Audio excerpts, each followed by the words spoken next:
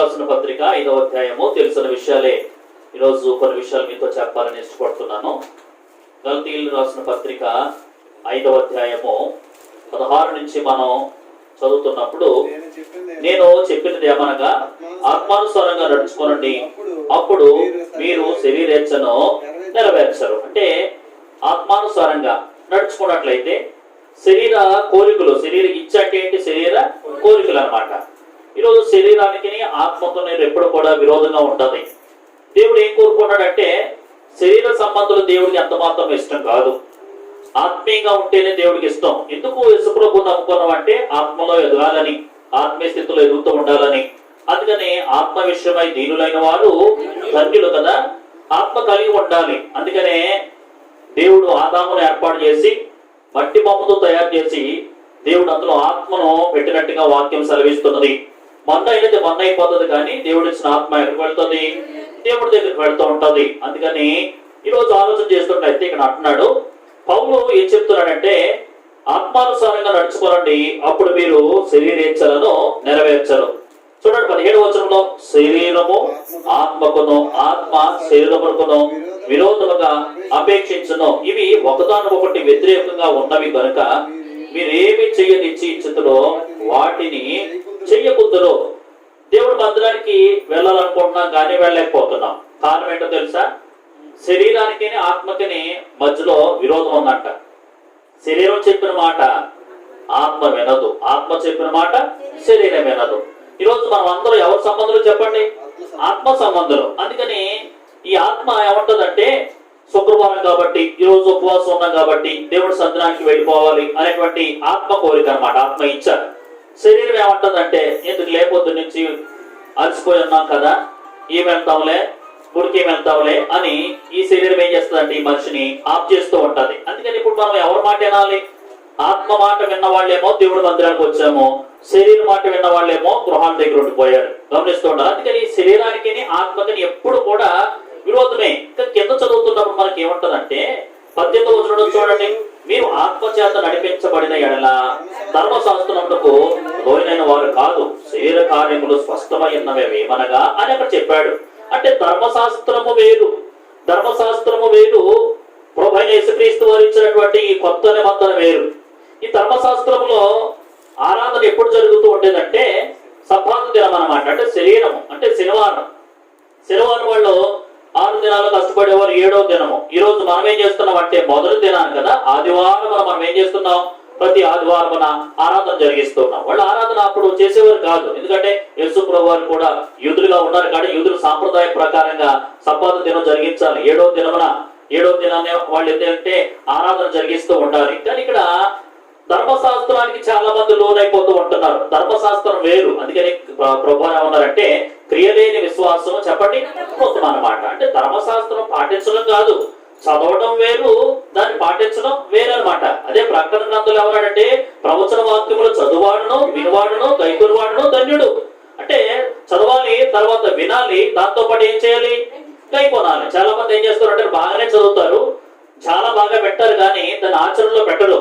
కనుక ఇది ధర్మశాస్త్రం చెప్తుంది. అందుకనే చదువుతున్నప్పుడు ఏదో మంత్రాలు చదువుతాం, లేకపోతే ఏదో వల్లించడం, లేకపోతే ఇందులో ఉన్నది ఏదో తప్పకుండా చేయడం తప్ప అసలు ప్రజలకు లేకపోతే దేవుడికి ఇష్టంగా ఉన్నామా లేదా అనేది ధర్మశాస్త్రం చెప్పట్లేదు. కనుక 19వ వచనంలో ఏమో విషయాలన్నీ చెప్పాడు. శరీర కార్యాల కోసం చెప్పి ఏమన్నాడు అక్కడ చూడండి, విగ్రహారాధన, విచారము ఉన్నాడు, ద్వేషములు, కలహములు, మత్సములు, క్రోధములు, కక్షములు, భేదములు, విమతములు, అసూయలు, మత్తములు, అల్లరితో కూడిన ఆటపాట్లు, ఇవన్నీ వీటిని కూర్చొని నేను మునుపు చెప్పిన ప్రకారంగా ఇటు వాటిని చేయవారు అంట దేవుని రాజ్యమును స్వతంత్రించి కొనరని మీతో స్పష్టంగా చెప్పుచున్నాను. చూసారండి, అంటే మనం అందరం కూడా దేవుడు ఏం కోరుకుంటాడంటే ఆత్మ సంబంధులుగా ఉండాలని కోరుకుంటున్నాడు. ఆత్మ సంబంధులకి దేవుడు ఏమిచ్చాడు? పరలోకం ఇచ్చాడు అనమాట. ఆత్మ సంబంధులకు పరలోకం ఇచ్చాడు కాబట్టి ఆత్మను రక్షించుకున్న ప్రతి ఒక్కరు కూడా పరలోకం వెళ్ళాలంటే ఇదేం చేయించాలి? శరీరాన్ని మనం జయించాలి. 19వ వచనంలో శరీర కార్యాలు ఉన్నాయి కాబట్టి వీటిని ఎవరైతే చేస్తూ ఉంటారో, ఒకవేళ ప్రభు నమ్ముకుని కూడా ఇవి చేస్తారంట దేవుడు రాజ్యానికి వారసులు కారని వాక్యం సెలవిస్తున్నది. అయితే 22వ వచనంలో ఏమన్నాడు? 22వ వచనంలో చూడండి, అయితే ఆత్మ ఫలం ఏమనగా ప్రేమ, సంతోషము, సమాధానము, దీర్ఘశాంతము, దయాలత్వము, మంచితనము, విశ్వాసము, సాత్వికము, ఆశనిగ్రహము, ఇట్టి వాటికి విరోధమైన నియమం ఏదీ లేదని ఇక్కడ చెప్తున్నాడు. అంటే 22వ వచనంలో ఏమో ఆత్మ కార్యాలు ఉన్నాయి, 19వ వచనంలో ఏమో శరీర కార్యాలు ఉన్నాయి. శరీరానికి ఆత్మకి ఏముంటుంది చెప్పండి, ఎప్పుడును విరోధమే. శరీరం ఏమో 19వ వచనంలో ఉన్న కార్యాలన్నీ శరీరం చేయమంటది, ఆత్మ ఏమో 22వ వచనంలో ఉన్నటువంటి విషయాలన్నీ కూడా ఆత్మ చేయమంటది. ఇప్పుడు మనము 22వ వచనంలో ఉన్నటువంటి అన్ని చేస్తున్నాం కూడా మనం ఏ సంబంధంలో అవుతాం, మనము ఆత్మ సంబంధంలో అవుతాం. ఒకవేళ ప్రభు నమ్ముకుని బాప్తిసం తీసుకొని 19వ వచనంలో చేసామనుకోండి, మనం ఏమవుతాం చెప్పండి, శరీర సంబంధం అయిపోతాం. అందుకని దేవుడు ఏం కోరుకున్నాడంటే, దేవుడి సన్నిధిలో ఉండాలంటే మనం ఆత్మీయంగా ఏం చేయాలి, మనం ఎప్పుడు ఎదుగుతూ ఉండాలి, ఆత్మానుసారంగా నడుచుకోవాలన్నది దేవుడి యొక్క ఉద్దేశమై ఉన్నది. అందుకని ఏమన్నాడంటే 25వ వచనంలో మనము ఆత్మను అనుసరించి జీవించేవారు అయితే మా ఆత్మను అనుసరించి క్రమముగా నడుచుకుందాము, ఒకరినొకరు వివాదములకు లేపకయు ఒకరి ఎందొకరము అసూయ పడకయు వృధాగా అతిశయ పడకయు ముందుము. చూడండి, ఆత్మ సంబంధంగా మనం నడుచుకుంటేనంట ఏమంటున్నాడు అక్కడ, ఒకరికొకరు వివాదముగా ఉండవంట. చాలా మంది ఒకవేళ శరీరం ఉందాం అనుకోండి, ఒకరికొకరు ఏమొస్తూ ఉంటది, వివాదాలు వస్తూ ఉంటాయి, కక్షలు వస్తూ ఉంటాయి, అసూయ వస్తూ ఉంటాయి. అంటే సంఘాల్లో కూడా భయంకరమైనటువంటి సమస్యలు, గొడవలు తలెత్తుతున్నాయి. అంటే దేని దారి తీస్తున్నాం, మనము శరీరానికి మనము దారి తీస్తున్నాం. అందుకని ఆత్మ సంబంధులు కనుక మనం ఎలా ఎదగాలంటే ఆత్మానుసారంగా ఎదగాలని వాక్యం సెలవిస్తుంది. ఆత్మానుసారం చేసినటువంటి ఇంకా పనులు ఏమన్నాడంటే, చూడండి ఈ ఉపవాస కూడుకుల్లో యెషయా గ్రంథం 58వ అధ్యాయం తీయండి. చాలా మంది ఉపవాసం ఉన్నాం కనుక ఉపవాసం ఉన్నటువంటి వారు కూడా ఒక ఆత్మ సంబంధంగా ఉన్నామా శరీర సంబంధంగా ఉన్నామా మనం పరీక్ష చేసుకోవడానికి యెషయా గ్రంథం 58వ అధ్యాయము 4 నుంచి మనం చదువుతున్నప్పుడు అక్కడ కూడా ఉన్నాయి. మీరు కలహపడుచు వివాదము చేయొచ్చు, అన్యాయముగా బుద్ధులాడుచు ఉపవాసం ముందురు. చూసారండి, ఉపవాసం ఉన్నప్పుడు కూడా ఏమవుతుందంటే ఇక్కడ కలహం ఏంటి, గొడవ అనమాట. ఉపవాసమే, గొడవే. చాలా మంది ఉపవాసం ఉంటారు కానీ అంటే ఇది ఆత్మ సంబంధానికి సంబంధించింది కాదు. అంటే ఉపవాసం ఉండడం అన్నది ఆత్మ సంబంధమే కానీ దీని మళ్ళా శరీర సంబంధం అని క్రియేట్ చేస్తుందంటే ఈ ఉపవాసం ఏం చేస్తుంది, పాడు చేస్తుంది. దేవుడికి ఇష్టం లేదు. ఒకవేళ కడుపు నిండా తినేసినా పర్వాలేదు కానీ ఒకవేళ ఉపవాసం ఉంటూ ఇలా ఉండకూడదు వాక్యం సెలవిస్తుంది. ఇంకేమన్నాడు 5వ వచనంలోను, అట్టి ఉపవాసము నాకు అనుకూలమా అని మనుషుడు తన ప్రాణమును బాధపరుచుకోవలసిన దినము అట్టిదేనా. అయ్యో నేను కడుపు మార్చుకున్నాను, అన్నం తింటలేదు, నేను నీరసంగా ఉన్నాను అని అందరికీ చెప్తున్నావు కానీ ఒకరు కలహాలతో ఉంటే మాత్రము ఇది సరైనది కాదని చెప్తున్నాడు. ఇంకేమన్నాడు, ఒకడు జమ్ము వలె తలవచ్చుకుని బోనె పట్ట కట్టుకుని బూడిద పరుచుకుని కూర్చున్నట ఉపవాసమా.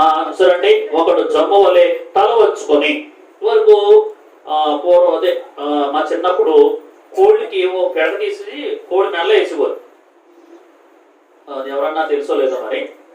కోడి అన్నుతో పెట్టేసిన తర్వాత దాన్ని మొత్తం అంతా పోవడానికి ఏం చేస్తారంటే ఓ పెడక తీసుకొచ్చి మెల్ల కట్టేసేవారు.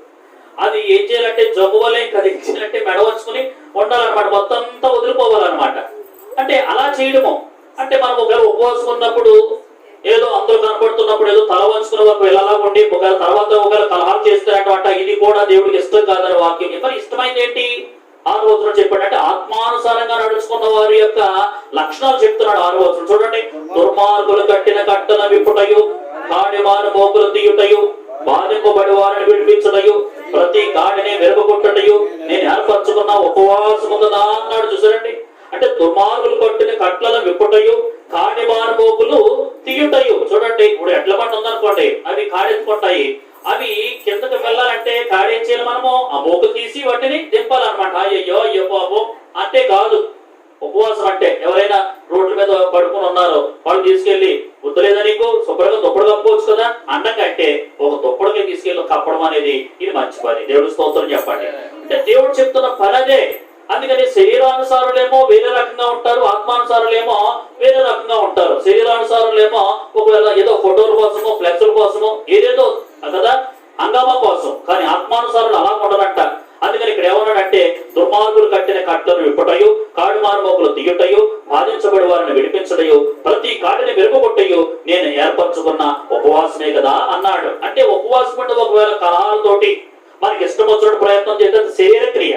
అలా కాకుండా 6వ వచనం చేస్తే మాత్రము అది ఆత్మ సంబంధమైన క్రియ. ఆత్మ సంబంధమైన క్రియ ఎవరైతే చేస్తారో దాని ప్రతిఫలం 7వ వచనంలో రాశాడు. చూడండి, ఏమన్నాడు, నీ ఆహారం ఆకలి కొనవానికి పెట్టుటయు, నీ రక్త సంబంధిక ముఖము తప్పింపకుండాటయు, దిక్కుమాలని వేదనను ఏంటో చేర్చుకుంటయు, వస్త్రహీనుడు నీకు కనపడినప్పుడు వానికి వస్త్రములు ఇచ్చుటయు, ఇదే కదా నాకు ఇష్టమైన చూడండి, ఉపవాస దినముల గురించి చెప్తే ఆత్మానుసారంగా చేసిన ఉపవాసం వేరు, శరీరానుసారంగా చేసిన ఉపవాసము వేరు అన్నాడు.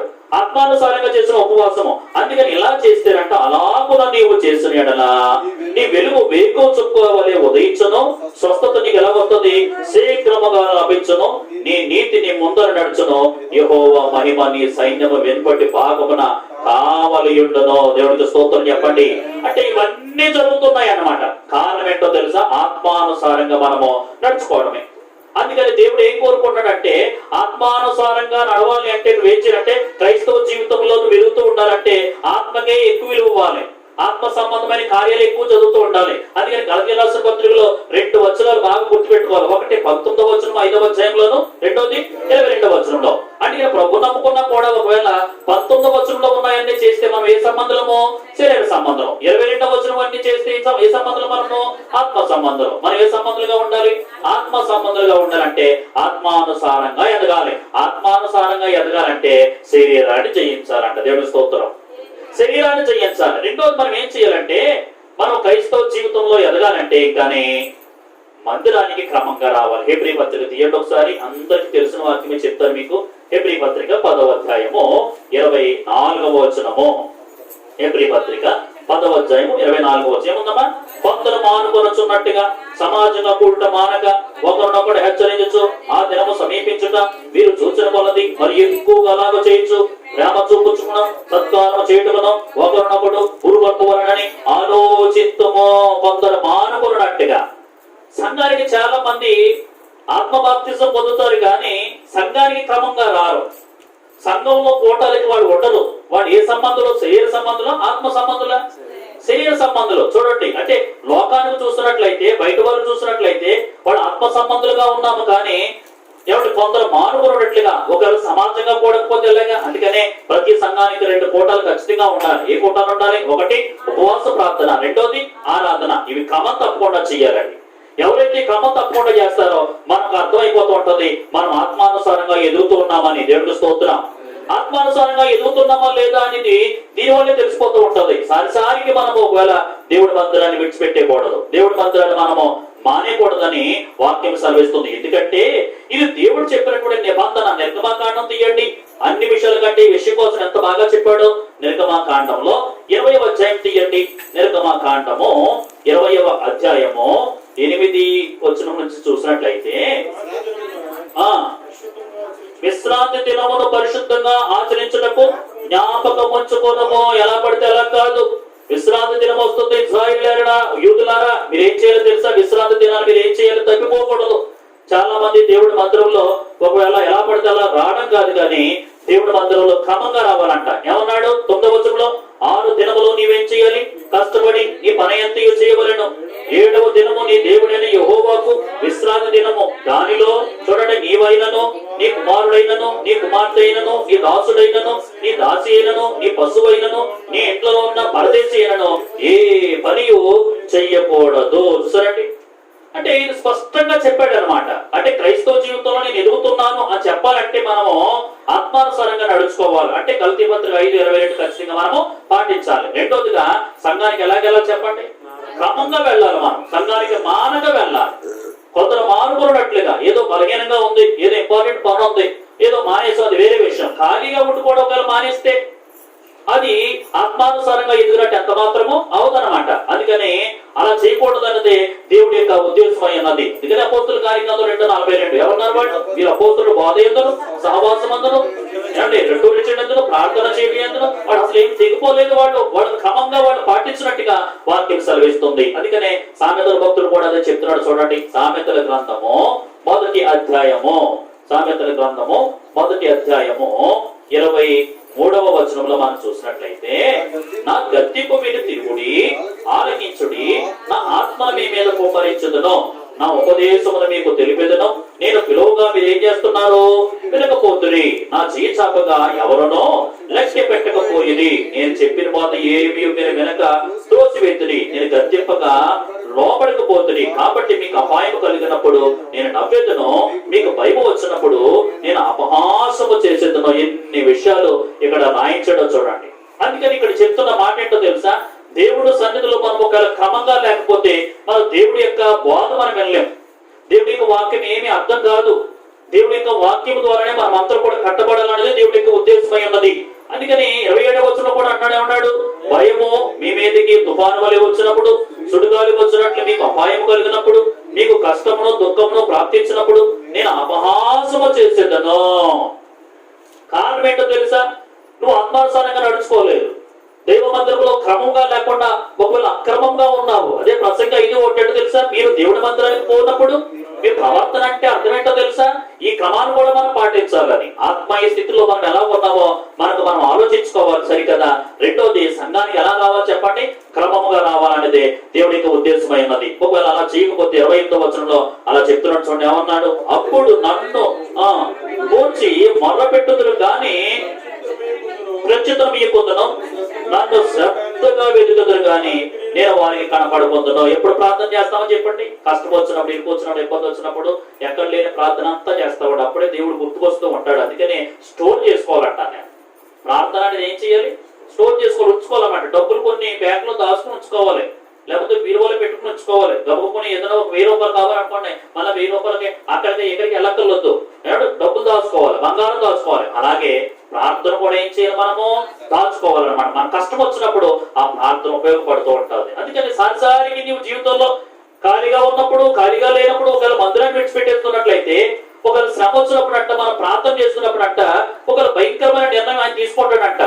అందుకని ఆయన ఈ మాట ఆలకించడం వాక్యం సెలవిస్తుంది. 33వ వచనంలో చూడండి, నా ఉపదేశమును అంగీకరించువాడు సురక్షితముగా నివసించును, వాడు కీడు వచ్చుచున్న భయము లేక నెమ్మదిగా ఉంటాడు. ఎంత మంచి మాట చూసారండి, చక్కటి మాటగా చెప్తున్నాడు కదా. నా ఉపదేశమును అంగీకరించువాడు, నా వాక్యమును అంగీకరించేవాడు ఎలా ఉంటాడంట? సురక్షితంగా ఉంటాడు. దేవుడి మాటలు వినేవారు, సంఘానికి క్రమంగా వచ్చేవారు ఎలా ఉంటారో తెలుసా? సురక్షితంగా ఉంటారు. దేవుడి మందిరంలో దేవుడి యొక్క దీవెన ఉన్నది. ఈ రోజు మనం ఉపవాసం ఉన్నాం, సరికదా? చాలా మంది ఉపవాసం ఉన్నారు. ఉపవాసం ఉన్న వాళ్ళు దేవుడి మందిరంలోకి వచ్చి ఏం చేయాలి తెలుసా? ప్రార్థన చేయాలి. మందిరంలో ఉన్న వాళ్ళు చాలా మంది ఉన్నారు. వాళ్ళ పేర్లు ఒక్కొక్కడు చెప్తే కదా ఒక గంట సేపు పడుతుందేమో. వాళ్ళందరి పేర్లు చెప్తే ఒకవేళ వాళ్ళు బాధపడతారేమో. వాళ్ళకి ఏమీ పని పాట లేదు. పోని ఒక గంట సేపు దేవుడి మందిరమే కదా, పొద్దున్న నుంచి ఖాళీగా ఉన్నాం కదా, ఒక గంట సేపు మోకాళ్ళు వేసి దేవుడి సన్నిధిలో గడపాలనేటువంటి ఆలోచన కదా, ఖాళీగానే ఉన్నారు కానీ అలాగే ఉండిపోతున్నారు. వాడి గురించి చక్కటి మాట చెప్పాడు కదా. ఏమన్నాడు 33వ వచనంలో? మనము ధన్యులమయ్యావు, నా ఉపదేశం అంగీకరించేవాడు ఎలా ఉంటాడు తెలుసా? సురక్షితంగా ఉంటాడంట. అందుకనే కష్టం వచ్చినప్పుడు ఏమీ భయపడ్డంట. వాడు కీడు వస్తున్నా భయం లేక నెమ్మదిగా ఉంటాడు. ఎందుకో తెలుసా? మేము ఎక్కడికి వెళ్ళామేమో దేవుడి మందిరం విడిచిపెట్టలేదండి. దేవుడు మాకు అన్యాయం ఏమి చేయడంతే. ఎందుకో తెలుసా? యెహోవా ఇచ్చెను అంతే, యెహోవా నామమునకే మహిమ కలుగును గాక. యోబు దేవుడి విషయంలో రాజీ పడకుండా భక్తి చేశాడు, ఆత్మానుసారంగా ఉన్నాడు. అతను ఇష్టం వచ్చినట్టు ఏమీ శరీర కోరికలు ఏమీ నెరవేర్చుకోలేదు కాబట్టి అతను కష్టం వచ్చినప్పుడు లోకమంతా నిందించింది, కుటుంబం అంతా నిందించాడు, భార్య కూడా నిందించింది. కానీ ఎవడు దేవుడి మీద ఆధారపడ్డాడు కనుక రెండంతల ఆశీర్వాదం పొందుకున్నట్టుగా వాక్యం సెలవిస్తుంది. ఈ రోజు మనుషుల మీద కాదు, రాజుల మీద కాదు, అధికారుల మీద కాదు ఆధారపడ్డాం. ఎవరి మీద ఆధారపడాలి చెప్పండి? దేవుడి మీద ఆధారపడితేనండి దేవుడు గొప్ప కార్యాలు చేస్తాడు. ఈ రోజు మనము కళ్ళారా చూస్తున్నాం తెలుసా? ఈ రోజు చాలా మంది దేవుడి మీద ఆధారపడటం లేదు, మనుషుల మీద ఆధారపడుతున్నాం తెలుసా? మనుషుల మీద ఆధారపడి, అధికారుల మీద ఆధారపడి ఏవేవో చెయ్యాలని, ఏదేదో చెయ్యాలని.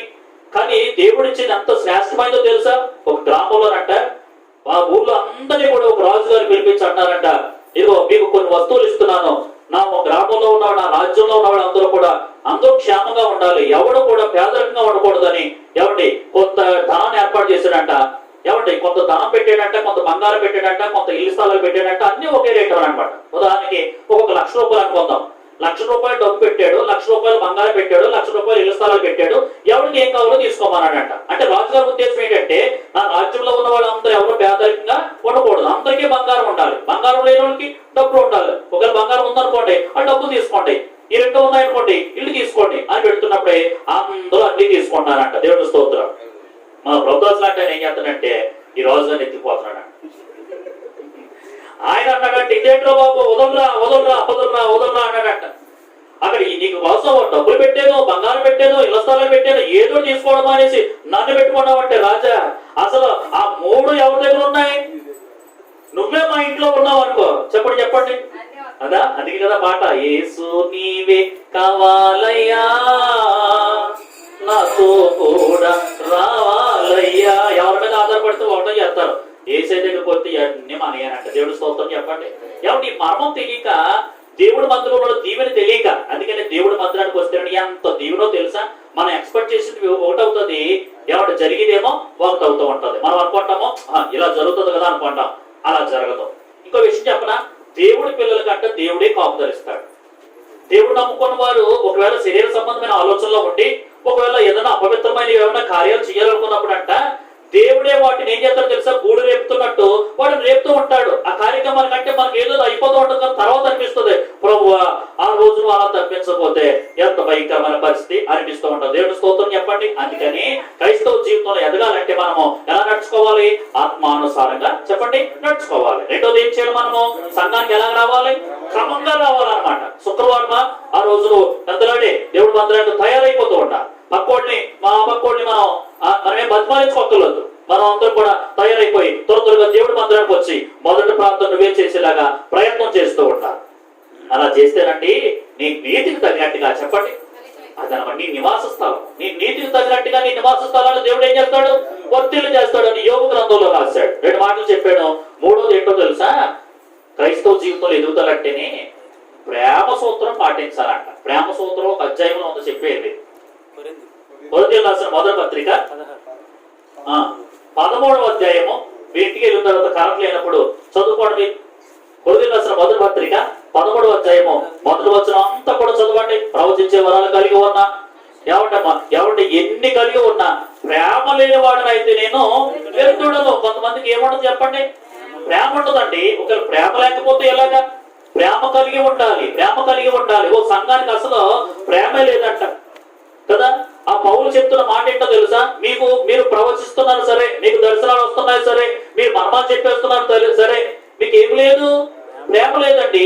ఒక ఆయన పట్టబడ్డాడు, మనకు తెలుస్తుంది బైబిల్ గ్రంథంలో. ఒక ఆయన పట్టబడ్డాడు. ఎక్కడి నుంచి ఎక్కడికి వెళ్తున్నాడు అతను, యెరూషలేములో నుంచి యెరికోకు వెళ్ళిపోతున్నాడు. యెరూషలేము ఆశీర్వదించబడ్డ పట్టణం, దేవుడు మందిరం ఉన్నటువంటి స్థలము. యెరికో ఏంటి, దుర్మార్గమైన పాప సహితమైన పట్టణము. దేవుడిని ఆరాధించే వ్యక్తి ఎవడు పాపం చేయడానికి ప్రయత్నం చేస్తే వెళ్ళిపోతుంటే శ్రమ వచ్చేసింది. ఏ శ్రమ వచ్చింది, దొంగల చేత పట్టబడ్డాడు. కొనమూపుడుతో ఉన్నాడంట. కొనమూపుడుతో ప్రేమ కోసం చెప్తున్నటువంటి పాస్టర్ గారు నేనే అనుకున్నాం కదా. ఒక యాజకుడు అలా వెళ్తున్నాడంట. ఆడన్నాడు, బాబోయ్ అమ్మాయి, బాబోయ్ అమ్మాయి అన్నాడు. ఇలా చూసి చూడనట్టుగా నాకెందుకులే బాబాయ్, మన దగ్గరికి వెళ్తే మనకి ఏదైనా అవుతుందని సర్రమని వెళ్ళిపోయాడంట. పలుకుతే ఏం చెప్తున్నా నేను, ప్రేమ కోసం చెప్తున్నా, ప్రేమ లేదంట. తర్వాత లేవీయుడు ఒకడు వెళ్ళాడంట. లేవీయుడు ఒకడు. ఆ తర్వాత ఆవిడ వెళ్తున్నప్పుడు ఆవిడ కూడా చూసారంట. ఎలా చూసారంట, నాకెందుకు వెళ్తున్నాడంట. సమరయులు అంటే ఎవరు, ఎవరంటే దేవుడికి ఇష్టం లేదు. ఇజ్రాయిలును అస్సూరీయులు వల్ల పుట్టిన వాళ్ళు ఎవరు తెలుసు, సమరయులు వాళ్ళు, సంకరజాతి వాళ్ళు. వాటిని దేవుడు ఇష్టపడలేదు. అందుకనే సమరయ ప్రాంతానికి వెళ్ళవలసి వచ్చాను. సమరయ స్త్రీ కోసం యేసుప్రభువు వారు ఆ సుపరుడు బాబు దగ్గరికి వెళ్ళాడు కదా. అంటే ఎవరు వెళ్ళట్లేదు అనమాట. ఈ సమరయుడు ఏం చేస్తున్నాడంటే, ఏమంటే దేవుడిని అంగీకరించలేకపోయినా, ఒకవేళ దేవుడి అంగీకరించలేకపోయినా సమరయుడు వెళ్తున్నాడు. కానీ సమరయుడు జీవితంలో దేవుడు లేకపోయినా సమరయుడు జీవితంలో ఏమో తెలుసా, ప్రేమ ఉంది. అందుకని సమరయుడు చూసి ఏం చేయడం తెలుసా, అయ్యో ఎవరు కొట్టారు నేను అని చెప్పేసి ఇది గాడి ఎక్కించుకుని హోటల్ తీసుకెళ్లి శుభ్రంగా చపాతీలు దోశలు అన్ని ఇప్పించేసి ఎవరు నూనె తీసుకొచ్చి ఉన్న ఒళ్ళంతా నూనె రాసి ఆ హోటల్కి డబ్బులు అక్కున్నాం కదా, ఇతను అడగొద్దు, నేను మళ్ళాసారి వచ్చినప్పుడు నా అకౌంట్ లో రాసుకోండి చేసేసి అన్ని చేసేసి నువ్వు జాగ్రత్తగా ఉండు బాబా అన్నాడు. అది ఉపమానం ఎవరు చెప్పారు తెలుసా, యేసయ్య చెప్పాడు, నీ పొరుగు వారు ఎవడని. దేవుడు స్తోత్రం చెప్పండి. ఎవరి యాజకుడా, లేవీయుడా, సమరయుడా? సమరయుడిలో ఉన్నది ఏంటి, ప్రేమ. ఈ రోజు ఎదగడం అంటే అర్థం ఏంటో తెలుసా, సంఘాల్లో ఉన్నవాడు అందరికీ ఏముండాలో తెలుసా, ప్రేమ కలిగి ఉండాలి. ప్రేమ లేకపోతేనండి మనం ఏంటి చేస్తున్నా వ్యర్థమండి. అందుకనే ప్రభు నమ్ముకున్న వాళ్ళకి ఏమంటో తెలుసా, ఎక్కువ ఏమంటో చెప్పండి, ప్రేమ అండి. ప్రభు నమ్ముకున్న వాళ్ళ దగ్గరికి ఏదైనా ఒక విషయం చెప్పామనుకోండి కొంచెం జాలి పడుతూ ఉంటారు. వాడు జాలి హృదయం అనమాట. ఏదైనా అతిక్రమణం ఒకవేళ పాపం తప్పుదప్పులు ఏదైనా జరుగుతున్నప్పుడు కూడా బయట వాళ్ళు క్షమించలేమో, కానీ ప్రభు నమ్ముకున్న వాళ్ళు వెళ్ళి అమ్మా మరి అయ్యా మరి కొంచెం సారీ, మరి మీకు ఏదో మరి పొరపాటు అయిపోయింది, మరి సారీ, మరి చేతులు కాదు అని ఎలా అన్నాం అనుకోండి, 7 గంటలకి సారీ చెప్పేస్తా ఉంటాం. అంటే ఇది ఎలా వచ్చిందంటే ప్రభువులో ఎదుగుదలని వాక్యం సెలవిస్తున్నది. అందుకని 3 విషయాలు చెప్పాను. ఒకటి చెప్పండి, ఆత్మానుసారంగా ఏం చేయాలి, మనము జీవించాలి, ఎదుగుతూ ఉండాలి. రెండోది ఏం చేయాలి, మనం సంఘానికి మనము క్రమంగా వస్తూ ఉండాలి. క్రమాన్ని మర్చిపోకూడదు. మంగళవారము, శుక్రవారము, ఆదివారం మనం పెట్టుకున్నాం. ఆ క్రమాన్ని మర్చిపోకుండా మనం జాగ్రత్త పడుతూ ఉండాలి. అయ్యో ఎప్పుడు ప్రార్థన, ఇంకా చాలా మంది కొంతమంది అసలు ఈ ప్రార్థన ఉన్నదండి, ప్రార్థన ఉంటుందని అనుకోలేదు. రేపు ప్రార్థన ఇలా చెప్పాను అనుకో, మళ్ళీ ఆ రోజు మర్చిపోతున్నారు. అంటే ఆలోచన చేస్తూ ఉండాలి. ఇంకా 4వ ఏంటో తెలుసా? యోహాను సువార్త తీయండి ఒకసారి. తొందరగా వెళ్ళిపోదాం ఈరోజు పండుగ. యోహాను సువార్త తీయండి ఒకసారి. 9వ అధ్యాయము 31వ వచనము.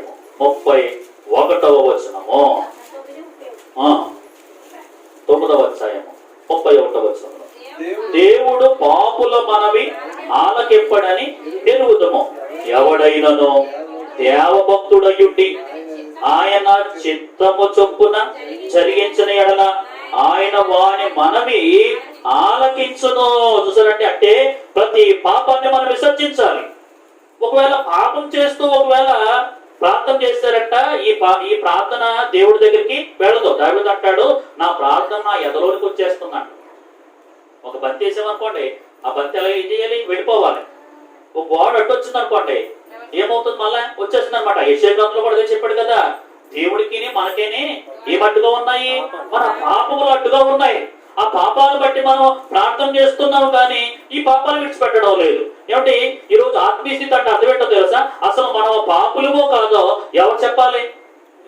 ఎవరికి వారే పరిచయం చేసేసుకోవాలి. ఫాస్ట్ గా ప్రార్థన చేసుకుంటాను అనుకోండి, నేను పాపనో కాదో ఇంకెవరు చెప్పకూడదు, నాకు అర్థమైపోతుంది. కన్నీటి ప్రార్థన ఒకసారి చూడండి, పశ్చాత్తాపము ఏదైనా కొంచెం ఇబ్బంది కలుగుతున్నప్పుడు, ప్రభా ఆయన ప్రభా ఈ పాపం చేశాను, ఈ తప్పు చేశాను, ఆయన క్షమించిన ఆయన అన్నప్పుడు ఈ పశ్చాత్తాపం కదా. అందుకనే సామెతలు 25:11 అది అతిక్రమను దాచిపెట్టేవాడు వర్ధిల్లడని. ఇక్కడ ఇంకోసారి చదవండి మాట. ఏమన్నాడు? 31వ వచనం ఏమన్నాడంటే, దేవుడు పాపుల మనవి ఆలకింపడని ఎరుగుదము. పాపం చేసే ప్రార్థన ఆలకించడు. పాపాన్ని ఒప్పుకొని ప్రార్థన చేస్తే అప్పుడు ఆలకిస్తాడు. పాపం చేస్తూనే ప్రార్థన చేసేస్తాను, పాపం చేస్తూ ఒకవేళ ప్రార్థన చేసేస్తాను, నా ప్రార్థన దేవుడు ఆలకించేస్తున్నాడు. ఆలకిస్తున్నాడు సరే, ఒకసారి ఆలకిస్తాడు, 2 సార్లు ఆలకిస్తాడు. ఒకవేళ పాపం మానకపోతే మాత్రము నీ ప్రార్థన నీ దగ్గరే ఉంటది, అది ఎక్కడికి వెళ్ళదు, దేవుడి దగ్గరికి వెళ్ళదు. అందుకని మనం ఏం చెయ్యాలంట? ఎవడైనను దేవభక్తుడై ఉండి ఆయన చిత్తము చొప్పున జరిగించిన ఎడల ఆయన వారిని మనవి ఆలకించును. ఎవరి చిత్తము? దేవుడి చిత్తం. మన ఇష్టమా? దేవుడి చిత్తమా? దేవుడి చిత్తమే. దేవుడి చిత్తానుసారంగా ఉండాలండి. దేవుడి చిత్తానుసారంగా మనం జీవిస్తూ ఉండాలి. అందుకనే దేవుడి చిత్తానుసారంగా ఉన్న వాళ్ళు ఎప్పుడు కూడా నెంబర్ 1 గానే ఉంటారు. దేవుడి చిత్తానుసారంగా ఉన్న వాళ్ళు ఏమండి సంపాదన కొద్దైనా కూడా వాళ్ళకి ఏ లోటు ఉండదండి. దేవుడి చిత్తానుసారంగా లేకపోతే ఏదో గర్విలో అయిపోతూ ఉంటాం, కానీ వాడి జీవితంలో సుఖం ఉండదు. చాలా మంది నాతో చెప్తూ ఉంటారు, ఎంత సంపాదించినా కానండి మా జీవితానికి ఏముండట్లేదు, సుఖం ఉండట్లేదు అని బాబు, సంతోషం లేదు. కారణం ఏంటో తెలుసా? దేవుడికి విరోధకరమైనది ఏదో ఉన్నదన్నమాట. దేవుడి చిత్తానుసారంగా ఉండాలి. దేవుడి చిత్తానుసారంగా ఉన్నప్పుడు నీ ఇంట్లో నువ్వే నెంబర్ 1, మన ఇంట్లో మనమే అనమాట. ఎందుకో తెలుసా? ఒకవేళ ఒక పూట భోజనం ఉంటుంది, కానీ ఎంత సంతోషంగా ఉంటామో. అందుకే భక్తులు పాడతారు కదా, నీతో నా జీవితం సంతోషమే, నీతో నా అనుబంధం మాధుర్యమే. 66వ కీర్తన 18వ వచనం చదవండి. 66వ కీర్తన 18వ వచనం. అక్కడ కూడా చక్కటి మాట. లక్ష్యము చేసిన ఎడల ఏమంటే ఎవరన్నాడు చూసారా? నా హృదయంలో నేను పాపము లక్ష్యం చేస్తేనంట దేవుడు నా మనవి ఆలకించడం ఖచ్చితంగా చెప్తున్నాడు. అంటే మనం మన హృదయంలో పాపం పెట్టుకుని ఎంత ప్రార్థన చేసినా దేవుడు ఆ ప్రార్థన ఆలకించడని వాక్యం సెలవిస్తున్నది. అందుకని దేవుడు ఆలకించాలంటే మనం ఎలా ఉండాలో తెలుసా? పరిశుద్ధంగానే ఉండాలన్నదే దేవుడి యొక్క ఉద్దేశం. అదే చెప్పాడు యెషయా గ్రంథం 59వ అధ్యాయంలో కూడా చెప్పాడు. చూడండి, యెషయా గ్రంథము 59వ అధ్యాయము 2వ వచనంలో కూడా చూడండి. యెషయా గ్రంథము 59వ వచనము ఏమండి మొదటి 2 వచనం చదివేయండి. మొదటి వచనం కూడా, రక్షింపనేరకయుండినట్లు యెహోవా హస్తము కొరచ కాలేదు, విననేరకయుండినట్లు ఆయన చెవులు మందము కాలేదు, మీ దోషములు మీకును మీ దేవుడుకుని అడ్డముగా వచ్చిన. చూసారండి, ఆయన ఏమన్నా ఏమండి వినలేని వాడు కాదు, వినపడుతుంది. కానీ ఏమండి వినపడకుండా ఏమి ఆపుతున్నాయంటే ఇక్కడ ఏమంటే అపరాధములు. 2వ వచనం అన్నాడు, మీ పాపములు ఆయన ముఖమును మీకు మరుగుపరచెను గనుక ఆయన ఆలకింపై ఉన్నాడు. ఆలకించట్లేదు. ఎందుకో తెలుసా? అసలు ఆయన ముఖం చూడడానికి కానీ ఆయన సరిధిలో బలంగా ప్రార్థన చేసుకోవడం కానీ. అందుకని ఒకసారి ప్రార్థన చేసుకుంటాం కానీ తృప్తిగా ప్రార్థన చేసుకోలేము. మనం ఏదో టెస్టిమెంట్స్ లో ఉన్నాం అనుకోండి, ప్రార్థన చేస్తాం కానీ సరిగా మనస్ఫూర్తిగా అనిపించదు. మనం సరిగా చేసుకోలేదని మనకు అనిపించేస్తుంది. ఎందుకో తెలుసా? మనం ఏదో అపరాధ భావంలో ఉన్నాం. నిజంగా ఏ అపరాధం లేనప్పుడు మనకి ఏమనిపిస్తుంది తెలుసా? అమ్మయ్య ఈ రోజు ప్రశాంతంగా ప్రార్థన చేసుకున్నాం, మనస్ఫూర్తిగా చేసుకున్నాం అనిపిస్తూ ఉంటుంది. కారణం ఏంటో తెలుసా? మనం ఏమి చేయలేనప్పుడు ధైర్యంగా ప్రార్థన చేస్తాం. చూసారండి, అందుకని మన హృదయంలో పాపం లక్ష్యం చేస్తారంట దేవుడు ఈ మనవిని ఆలకించడని వాక్యం సెలవిస్తుంది. అందుకని ఏమన్నాడంటే 3వ వచనంలో, మీ చేతుల రక్తము చేతను మీ వేళ్ళు దోషము చేతను అపవిత్రపరచబడి ఉన్నవి, మీ పెదవులు అబద్ధమాడుచున్నవి, మీ నాలుగు కీడును బట్టి మాట్లాడుచున్నవి. చేతులేంటి వేళ్ళేంటి?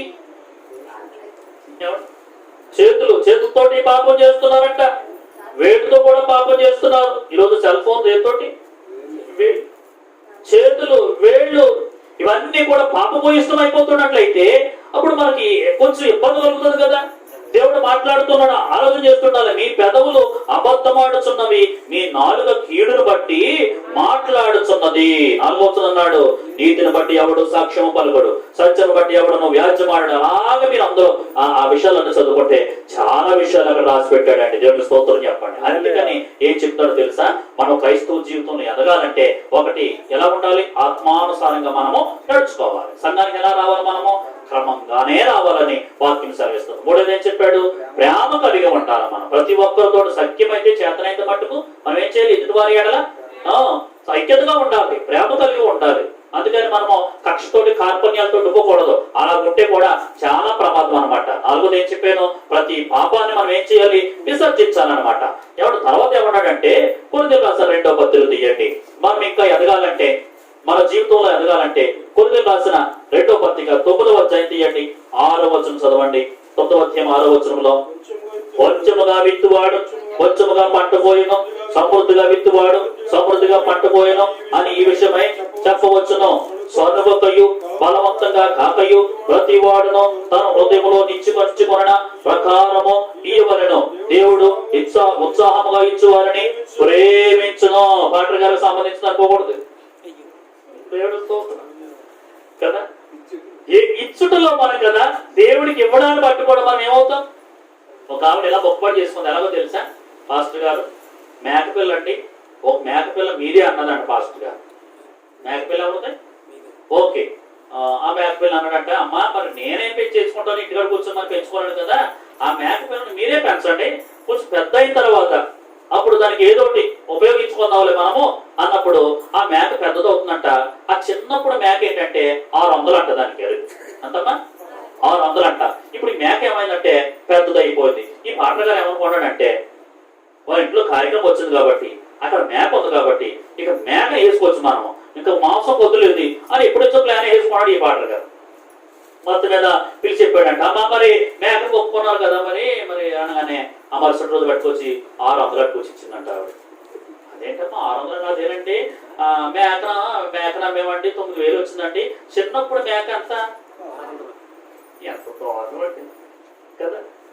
ఈయన అవాక్ అయిపోడు. అక్కడ చదవండి ఎలా అన్నాడు, సరుకు పొయ్యు కదా. కొంతమంది ఇచ్చారనుకోండి ఏం చేస్తారు, సరుక్కుంటూ పాసన గారు ఒకసారి చెప్పారు, సరుక్కుంటూ కూడ పెట్టుకున్నారంట. ఆ పాటలు గారు కూడ పెట్టుకున్నారు కదా అని ఈ పాటలు గారు వెళ్ళడం అనేసి ఇంకో 2 పాటలు తీసుకెళ్ళాడంటే ఈయన. ఆ మనిషి ఆల్రెడీ అనౌట్ వేసినాడు ఈ పాటలు గారిని వాళ్ళకని. ఈయన ఎక్కడ ఇద్దరు తీసుకెళ్ళాడు కదా అని చెప్పేసి కోటం జరుగుతున్నప్పుడు మళ్ళా పొయ్యి మీద అనబెట్టిందంట అక్కడ. ఆ పక్కాడు అంటుందంటే, ఏంటి వదినా మళ్ళా వండేబెట్టి అన్నం ఎంత కొట్టేసావు కదా, మీరు వచ్చారు కదా మందా ఎవరు వచ్చినోడు మంద. కొంతమందికి ఏదైనా పొడ పెట్టుకుంటే వచ్చినోడు మంద కింద అలా కాదు. ప్రభు పేరట, దేవుడి స్తోత్రం చెప్పండి. ప్రభు పేరట కదా, ప్రభు పేరట గిన్నెడు చన్నీళ్ళు ఇస్తేనంట చెప్పండి. పరలోకంలో ఏంటి ప్రతిఫలము, దేవుడి స్తోత్రం ప్రతిఫలము ఘనమనమాట. ఇంకా చదవండి అక్కడ ఏమంటున్నాడు, అక్కడ మరోసారి నాకు ఇష్టమైన మాటలు ఎన్ని 7వ చదవండి. సనుకయు బలవంతంగా కాకయు ప్రతి వాడును తన హృదయంలో ఇచ్చుకొంచుకొనిన ప్రకారము ఇవ్వలను. దేవుడు ఉత్సాహంగా ఇచ్చేవారిని 7 తెచ్చేవాడిని ఒక ఇంత వచ్చును. మరియు అన్నిటి యందు ఎల్లప్పుడు మీలో మీరు స్వస్థబుద్ధి గల వారై ఉత్తమమైన ప్రతి కార్యము చేయటకు దేవుడు మీ ఎడల సమస్త విధములైన కృప విస్తరింపగలడు. దేవుడికి స్తోత్రం. అందుకని దేవుడికి ఇస్తూ ఉండాలి. దేవుడికి ఇవ్వడంలో కూడా, ఇవ్వడంలో అంటే ఏమని కూడా తెలుసా, మాట చెప్పడం ఏం కొనకూడదు అంట అమ్మా, తెలుసా ఇవ్వడంలో ఏమనకూడదు, ఎముక చేతికి ఎముక లేకుండా అనమాట, చేతికి కదండి. ఇప్పుడు ఎవరైనా మన ఇంటికి చుట్టాలు వచ్చారనుకోండి, ఆడ పోరాటాలు అనుకోండి, సంతోషం ఎంత 2000 తెలుసా. ఆడవాళ్ళు తెలియదు 2,000 రూపాయలు పోరాడుకొచ్చినేమో 300 అంటాం. 2000 అన్నమాట. 2000 అదే గుళ్ళో ఇవ్వాలనుకోండి చేతులు తడిమి ఇలా చూసి కనుక్కోకూడదు. దేవుడు స్తోత్రం. సందువా సేవ కంటే ఎక్కువ ఖరీదు గుళ్ళోనే ఇయ్యాలండి. ఎత్తరన్నోడు గట్ల స్తోత్రం చెప్పండి బాబా అన్ని మాచే చెప్తున్నారేంటి. ఓకే, సామెతల గ్రంథం ముగించేస్తాను. పుట్టినే 3వ అధ్యాయం తీయండి ఒకసారి. సామెతల గ్రంథము 3వ అధ్యాయము 9వ చదవండి. నీ రాబడి అంతటిలో ప్రథమ ఫలమును భాగమును ఇచ్చి గానపరచుము. ఏ భాగం ఇవ్వాలమ్మా? ప్రథమ భాగం అంటే ఏంటి? మొదటిది ఎవరిది? పాస్టర్ గారు చెప్పారు, నేను చెప్పిన మాట కదా, ఆయన చెప్పిన మాట నీకు చెప్తున్నాను అంటే నేను సూపర్గా ఉంటాయి. ఇలాగ అనుకున్న దాన్ని పెట్టుకుందంట. ఏసయ్యా ప్రభువా జాన్ చెప్తుంటే కాయట్లేదు, ఆయన కాయలకి అయితే మొదటికాయ నీకే అన్నదంట. జాంకాయ కాసి ఎంత కాయ అంటే జాంకాయకి వచ్చేసి సాక్ష్యం చెప్తారంట. సాక్ష్యం చెప్పమ్మా, సాక్ష్యం చెప్పాను. దేవుడికి వందనాలండి, ఆయన గారి కామగారికి వందనాలండి. మా దొడ్లో మరి జాంకాయ కాసిందండి. మొదటి జాంకాయ మరి పాటలు గారు తినాలండి. ఫ్రిడ్జ్లో పెట్టి తింటారో, కోసుకుని తింటారో, ఉప్పు కారం పెట్టి తింటారో, ఆటలు గారు సంగబద్దలు కలిసి తింటారో. జాంకాయ ఎవరు తినాలే? ఓకే, బాగానే ఉంది. ఇంకా భాస్కర్ మొహం ఎంత అయిపోయిందండి. ఇంకని అంటే చెప్తారు పిల్లలు ప్రథమాలు చెప్తారు కదా. మళ్ళీ 2 వారాలు పోయిన తర్వాత పెద్ద ములక్కాయ అంట 3 మొక్కలు చేసేట్టు వచ్చిందంట. మళ్ళీ సాక్షి చెప్తారన్నా, ఏం చెప్పమ్మా మరి మొలక చెట్టు అండి పెద్ద పెద్ద కాయలు వేసిందండి. అందుకని ఆ మొలక్కాయ మరి పచ్చడి వేసి వండుకుంటారో ఏం వేసి వండుకుంటారో మొలక్కాయ ఎవరు తినాలి? ఓకే, ఈ మాస్టర్ గారికి ఇంకా మొహం వేసిపోతుంది. ఇంకా ఎందుకంటే ఎదుగుతున్నారు పిల్లలు, బాగా ఇస్తున్నారు. దేవుడు స్తోత్రం. ప్రథమ ఫలాలు ఇస్తున్నారు. వాక్యం అర్థమవుతుంది. ఏమైందో తెలియదు కానీ ఆ ఇంట్లో వాళ్ళ అబ్బాయి కోయిట వెళ్ళాడంట. వెళ్ళాడు, కోయిట వెళ్ళాడంట. ఆడు ప్రార్థన చేస్తుంటే అందరూ ప్రార్థన చేస్తే కోయిట వెళ్ళాడు. కోయిట వెళ్తే నెలకి 23,000 రూపాయలు చేయమంట. అమ్మాయి ఎంత? 23,000. ఇప్పుడు ఈ పాటగా లెక్కలే చేసుకుంటాడు. ఏమంటాడంటే జాంకాయ తెచ్చారు, మొలక తెచ్చారు కాబట్టి మొదటి నెల జీతం 23,000 ఇచ్చేస్తారు కాబట్టి 6,000 బాక్స్ కొనేద్దాం, 3,000 మౌత్ కొనేద్దాం, తర్వాత ఏమో 2 జతలు బట్టలు తీసుకుందాం. ఏదేదో ప్లాన్ వేసి లిస్ట్ రాసేసుకున్నాడంట. ఎవరో తేడా వచ్చారంట. సాధ్యం చెప్తారంట. 5 వేలు సాధ్యం చెప్తాను. సాధ్యం చెప్పాము గొప్ప చేద్దాం అవుతుంది. ఎందుకంటే వచ్చిన తెలిసింది కదా మరి అంటారు కదా అల్లుడికి ఏసి అంటారు కదా. అలాగా ఫస్ట్ గారు పోటీ ఎవరైనా ఫోటో పెట్టుకోండి ఎంత ఆశ తెలుసండి. ఎవరైనా ఫోటో పెట్టారనుకోండి గందగానే గవ్వ బట్టలు వేసుకుని సెంట్లో వేసుకుని వెళ్ళిపోతారు. ఏదో మొత్తం మీద. ఎందుకంటే సేవకుడు దాని మీదే జీవించాలి కాబట్టి. దేవుడు స్తోత్రం. ఆ మర్మం గొప్పది. బయట సంఘాలు అయితే విషయాలు చెప్తాను, ఇక్కడ చెప్పకూడదు ఏదైనా. ఓకే, సాక్షి చెప్తున్నట్టు అదేనాటి పిల్లోడు మరి మీరు అందరూ ప్రార్థన చేశాడు. ఎంతో కష్టపడి పిల్లోడు మరి పోయిట వెళ్ళాడండి. మరి 23,000 కట్టుకొచ్చాడండి. 23,000 మరి 600 5,000 కట్టుకోవచ్చు. ఎంత? 600 ఎంత ఒకేసారి 22,400. డాక్టర్ గారు 7 మొక్క పెట్టేసినట్ట. వాసిపోయిన మొక్క మొత్తం శ్రమ మొక్కం అయిపోతున్నాను. అదేంటి ప్రభా, జాంకాయ ఇప్పించావు ప్రభా, మొలకాయ ఇప్పించావు ప్రభా, డబ్బుల దగ్గరకు వచ్చినప్పటికి 600 ప్రభా, జీతవంతాలు తినేరు ప్రభా అని ఎవరికి చెప్పకుండా ఆయన చెప్తున్నాడు. ప్రభా స్తోత్రం స్తోత్రం స్తోత్రం అంటే 3 నెలల జీతం ఆపేయారట. అక్కడ 4 మంది అయితే ఈ లోపల పోను అయ్యారు. ప్రార్థన చేయండి, పిల్లలకి జీతం ఇవ్వట్లేదు. ఎక్కడ? ఓకే, గమనిస్తూ ఉండాలి. ఇప్పుడు చదవండి ఏమంటున్నాడు? 3వ అధ్యాయము అన్నాడు, నీ రాబడి అంతట్లో ప్రథమ ఫలమును ఆస్తిలో ఇచ్చి. ఓకే, అప్పుడు కొట్లలో అబ్బాయి అంత బాగా మంచి మాట తెలుసా? కొట్లలో ధాన్యము సమృద్ధిగా ఉంటుందంట. నమ్ముతున్నారు? తెలుస్తోందని చెప్పండి. అందుకని మనము దేవుడి సన్నిధిలో మన క్రైస్తవ జీవితంలో ఎదగడానికి కారణం ఏంటో తెలుసా? ఆత్మ సంబంధమైన విషయాలు మనం అనుసరించాలి. రెండవది సంఘానికి ఎలా రావాలి? క్రమంగా రావాలి. 3వది ఏం చేయాలి? ప్రేమను కలిగి ఉండాలి. 4వది ఏం చేయాలి? మనలో ఏమైనా అతిక్రమాలు ఉంటే వాటిని అన్నింటినీ విడిచిపెట్టాలి. 5వది ఏం చేయాలి తెలుసా? దేవుడికి ఇవ్వడంలో కూడా ఘనంగా ఇవ్వాలన్నదే వాక్యం శ్రమిస్తుంది. ఆఖరి విషయం ఏంటో తెలుసా? కొరింథీయులకు రాసిన మొదటి పత్రిక 11వ అధ్యాయము 23 నుంచి మనకి ఎప్పుడు చదువుకున్న మాట ఏంటంటే తెలుసా? ప్రభు బలలో పాలి భాగస్తులుగా ఉండాలన్నదే దేవుడి యొక్క ఉద్దేశము. చదవండి కొరింథీయులకు రాసిన మొదటి పత్రిక 11:23 ఏమన్నాడు? చదవండి. 11వ అధ్యాయము 23వ వచనంలో, నేను మీకు అప్పగించిన దాన్ని పొందుతుని ప్రభువైన యేసు తన అప్పగింపడ రాత్రి ఒక రొట్టెని ఎత్తుకొని కృతజ్ఞతాస్తుతులు తెలియజేసి దాన్ని విరిచి మీ కొరకైన నా శరీరము నన్ను జ్ఞాపకం చేసుకున్నట్టుకై దీనిని చేయని చెప్పాను. చూసారండి, ఇది చేయరు చాలా మంది. ఇది చేయకపోతే ఎలాగా?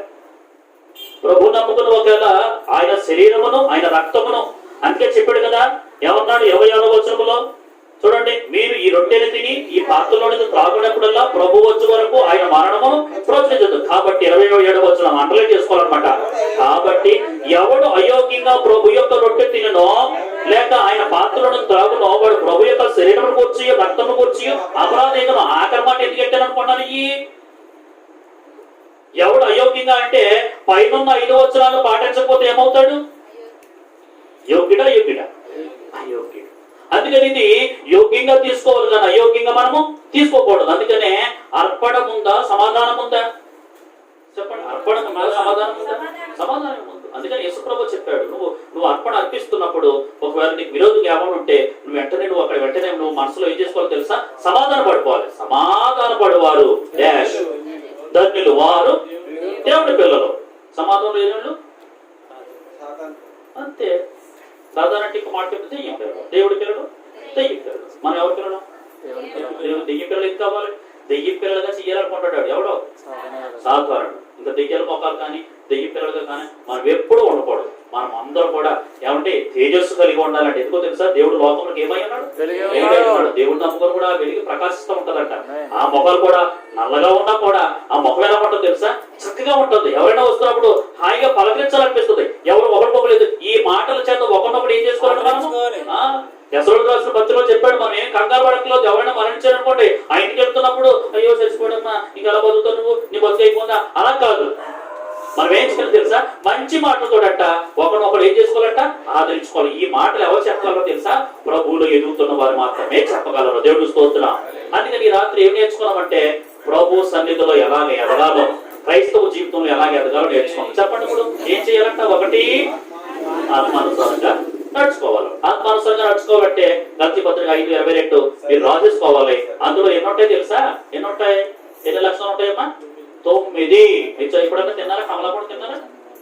తిన్నారు. ఎన్ని తోమన్నా లెక్కెట్టుకున్నారు? ఎప్పుడన్నా ఎక్కడికో లెక్కెట్టుకుని కూడా మొట్ట పెట్టి తీగానే సగం తొక్కోలుగానే ఒక ఆయన ఇంకా సగం తొక్కోలేదు అప్పుడు కొట్టాడుచుకున్నాడు, మీద తొక్క తల తొక్కుతున్నాడు. అంటే 9 ఉంటాయి. అంటే 9 పాటించాలి. రెండోది ఏం తెలుసా? సంఘానికి ఎలా రావాలి? క్రమంగా రావాలి. ప్రేమను కలిగి ఉండాలి. పాపాన్ని విడిచిపెట్టాలి. దేవుడికి ఇవ్వడంలో ధారానికి ఇవ్వాలి. ఏం చేయాలి చెప్పండి? ప్రభు పాలలో మనము క్రమంగా యోగ్యంగా తీసుకోవాలి. అలా తీసుకుంటేనంటే దేవుడు మన జీవితాన్ని ఆశీర్వదిస్తాడు. అట్టి కృప దేవుడు మనందరికీ కలిగించును గాక. ఆమేన్. మోకరించండి.